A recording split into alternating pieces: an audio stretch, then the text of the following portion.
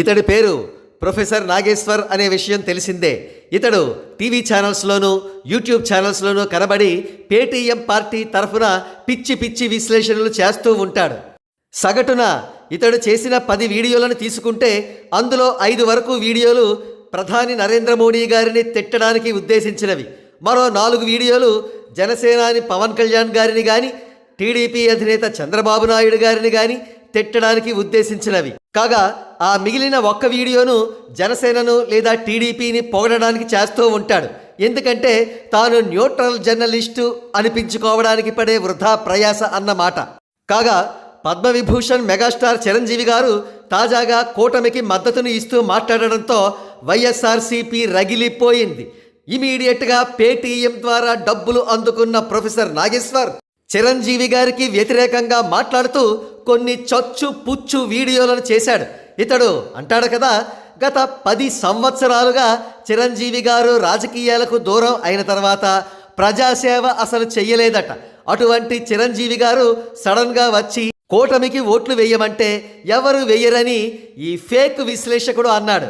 ఇతడు అలా అనడంతో చాలా ఆశ్చర్యం కలిగింది. వీడు ఒక కళ్ళు లేని కబోధ అని కూడా అనిపించింది.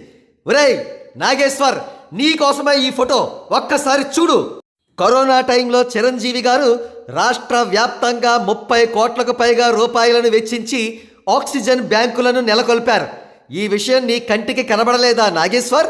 అంతేకాదు, కోవిడ్ టైంలో సినీ కార్మికుల కోసం, సినీ జర్నలిస్టుల కోసం నిత్యావసర వస్తువులను డిస్ట్రిబ్యూట్ చేసి వారి కోసం వ్యాక్సినేషన్ డ్రైవ్స్ వంటి ఎన్నో సహాయ కార్యక్రమాలు చేపట్టిన చిరంజీవి గారు నీ కళ్లకు ఆనలేదా నాగేశ్వర్?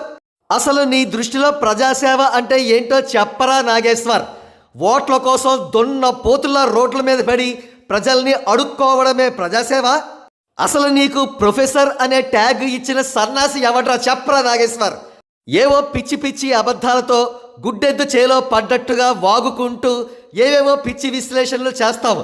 వాస్తవానికి ఈ పాలసీని కానీ లేదా విజ్ఞుడైన ఏ పౌరుడు కానీ వచ్చి నీతో లైవ్ డిబేట్లో కూర్చుంటే వారు చేసే విశ్లేషణలకు, వారు వేసే ప్రశ్నలకు నువ్వు నిరుత్తరుడు అవ్వడం మినహా నువ్వు చేసే పని ఏమీ ఉండదు. ఎందుకంటే నీ మొహానికి విజ్ఞత లేదు కాబట్టి.